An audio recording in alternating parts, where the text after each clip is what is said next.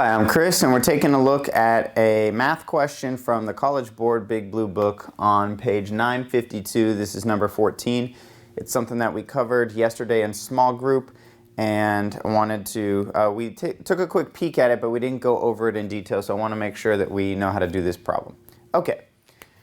So it says x is 1/5 of y, and the most important thing whenever you're looking at these kind of expressions is to understand how to convert something in words into a mathematical equation.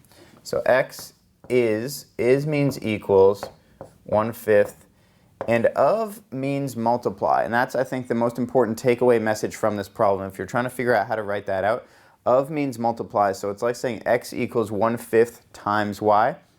And my recommendation to get into a good habit whenever you're looking at multivariable questions, try to take a look at the expression in terms of x and then also the expression in terms of y, or whatever variables you're dealing with there. So here, if you multiply by 5 on both sides, 5x is equal to y. And that's just something that you can then utilize later in a problem. If you need y, you've already got it. If you need x, you've already got it. And you don't have to worry about which piece to pick out when you approach the substitution portion of the problem later.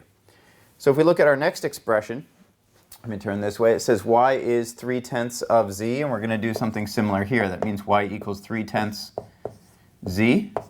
That also means that 10/3 y, when you multiply by the reciprocal, equals z. So we have everything we need to be able to plug in for y or for z or for x as needed. Now let's take a look at what the question's actually asking. They say x is what fraction of z? So that means that whichever expression we choose, it doesn't matter which, we can manipulate it afterwards, but whichever expression we choose, we're going to have to plug in place of y, because we don't want a y in our final expression. We only want x's and z's. So if we're looking for something in terms of x and z, that means we're going to substitute in for y. So I think this one is probably a little bit easier to substitute in for y. Y equals 5x, rather than having to substitute in 3/10. So just at first glance, I would say if you see something that avoids a fraction, it might make your math easier. It might not, but it's a good place to start. So if we substitute in 5x in place of y, then we can say that here y equaled 3/10 z. But now we're going to substitute in place of y, we're going to substitute in this 5x. So 5x equals 3/10 times z. And then if we divide both sides by 5, or another way of saying that is multiply by 1/5.